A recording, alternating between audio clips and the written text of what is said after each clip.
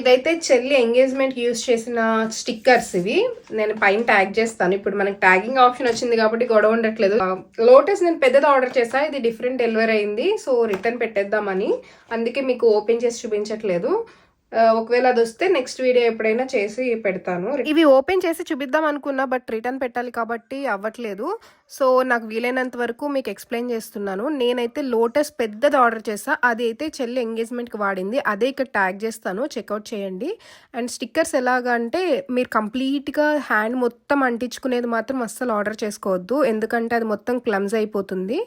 So ఇలా సెపరేట్గా విడివిడిగా తీసుకుని అంటించుకునేవి అయితే మీకు నీట్గా వస్తుంది. సో దీంట్లో డిఫరెన్సెస్ కూడా ఉన్నాయి, అవి కూడా చెక్అవుట్ చేయండి. నేను ఇక్కడ చూపిస్తున్నాను కదా, ఇలా సెపరేట్గా దేనికి దానికి విడిగా ఉన్నది తీసుకుంటేనే అది పనిచేస్తుంది. మొత్తం కంప్లీట్గా హ్యాండ్కి ఉన్నదైతే వర్కౌట్ అవ్వట్లేదు. చిన్నపిల్లలకి ఈ డిజైన్స్ అయితే చాలా బాగుంటాయి.